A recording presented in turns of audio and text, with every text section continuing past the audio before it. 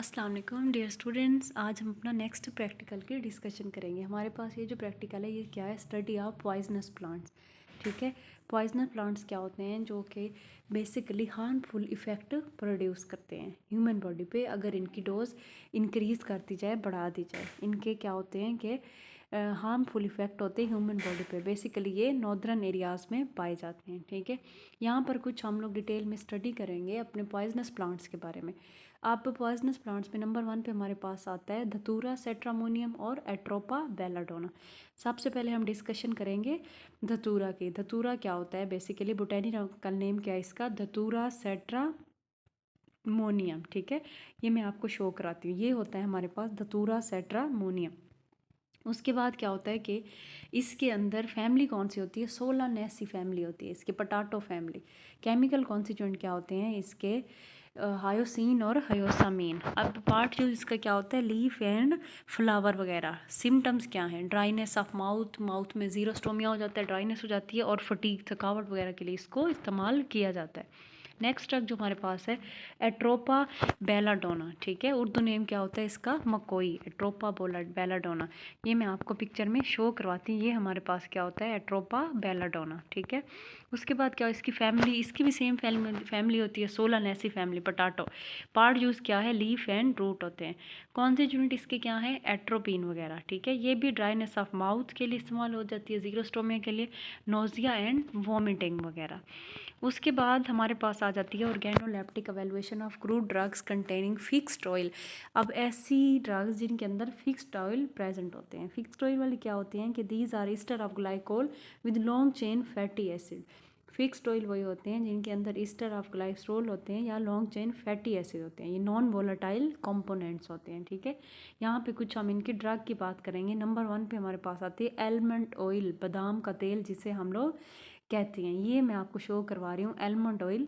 ठीक है, उसके बाद क्या होता है कि जो इसका बोटेनिकल नेम होता है वो क्या होता है, प्रोनस अमिगडेलस। ठीक है, इसका बोटेनिकल नेम होता है। फैमिली कौन सी है, रोजिएसी फैमिली होती है। पार्ट यूज़ क्या होता है, फ्रूट, राइप फ्रूट। जब इसका फ्रूट पक जाता है वो हम इस्तेमाल करते हैं।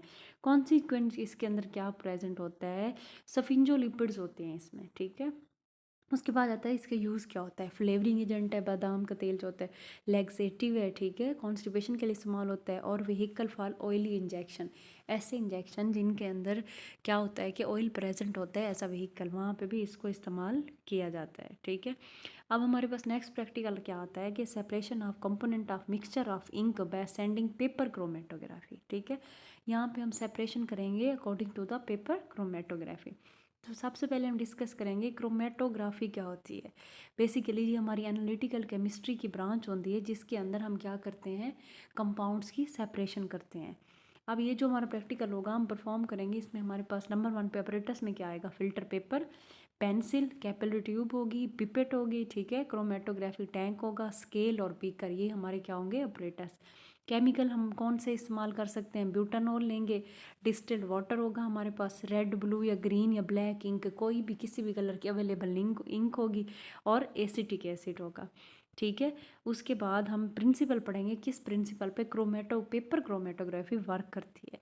जो पेपर क्रोमेटोग्राफी होती है असल में वो लिक्विड क्रोमेटोग्राफी होती है। इसमें होता क्या है, क्यों इसको इस्तेमाल करते हैं, separation of substance using the filter paper. अब ये फिल्टर पेपर के प्रिंसिपल पे काम करेगी। ठीक है, अब इसका प्रोसीजर क्या है, ये प्रैक्टिकल हमने परफॉर्म करना कैसे करना है। नंबर 1 पे take a filter paper of required size. ठीक है, अब हमने रिक्वायर्ड जितना हमें ज़रूरत होगा उस साइज़ का हमने फिल्टर पेपर लेना है रेक्टेंगुलर शेप में। अब सबसे पहले लेड पेंसिल के साथ draw a line with lead pencil, line को ड्रॉ करना है about 1.5 centimeter away from the edge of the paper called lower line. अब हमने पेपर लेना है, ठीक है, रेक्टेंगुलर शेप में पेंसिल के साथ लाइन ड्रॉ करनी है एज के ऊपर, थोड़ा सा एज से दूर, जिसको हम लोअर लाइन कहेंगे। And other line is down at the opposite side is called solvent front. एक लाइन लगानी है, उसके अपोजिट हमने दूसरी लगानी है जिसको हमने क्या नाम देना है, सॉल्वेंट फ्रंट। उसके बाद क्या होगा, हमने अप्लाई करना है sample of ink on the lower line. जो हमने लोअर लाइन नंबर 1 पे ड्रॉ की थी वहाँ पे अपना सैम्पल अप्लाई करना है। उसके बाद क्या होगा, dried the sample of ink on the paper in the air. उस पेपर को फिर हमने एयर में रख देना, रूम टेम्परेचर पे, वो क्या होगा, ड्राई हो जाएगा। अब होगा क्या कि जो प्रिपेयर, अब हम वो कर लिया अपना सैंपल, ठीक है। अब हमने मोबाइल फेस प्रिपेयर करना है। Prepare mobile face with butanol, acetic acid and distilled water in the ratio 12:3:5, ठीक है। अब हमने करना क्या है, कोई फार्मूलेशन जैसे हम अपना बना रहे हैं मोबाइल फेज़, उसके लिए हमने क्या रेशो बनानी है कि 3 केमिकल लेने हैं, butanol, acetic acid and distilled water. Butanol कितना लेना है 12 ml, ठीक है। एस्टिक एसिड कितना लेना है 3 ml, और वाटर कितना लेना है 5 ml। अब उसको हमने मोबाइल फेस जो बनाई है उसको हमने क्रोमेटोग्राफिक टैंक में ऐड कर देना है।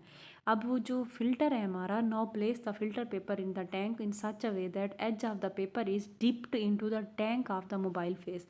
अब जहाँ पे हमने अपना सैंपल लगाया था एज पे, उस फिल्टर पेपर की उस साइड को हमने टैंक के अंदर फिल कर देना है, ठीक है, ऐड कर देना ताकि वो डिप हो जाए।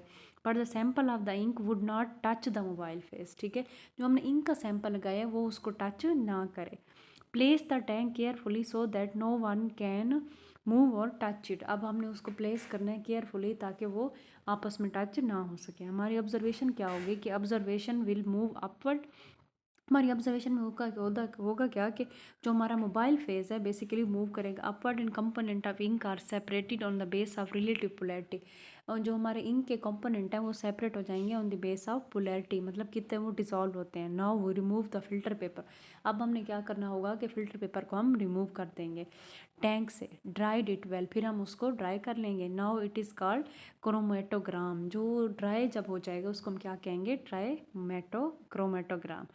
After during the sample of the ink, different color of the ink are marked by lead pencil by in circulating ink। जैसे जैसे वो सेपरेट इंक के कलर आते जाएंगे हम उसको मार्क करते जाएंगे।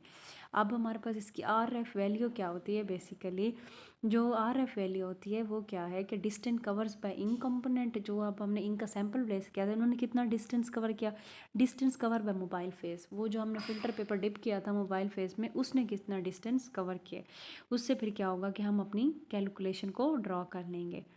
ये हम इस तरह अपना बनाएंगे आर एफ वैल्यू, ठीक है। Distance covered by ink component divided by distance covered by mobile phase. अब हम इसको लेड पेंसिल स्केल के साथ मेजर कर लेंगे, फिर हम अपनी वैल्यू को कैलकुलेट कर लेंगे, ठीक है।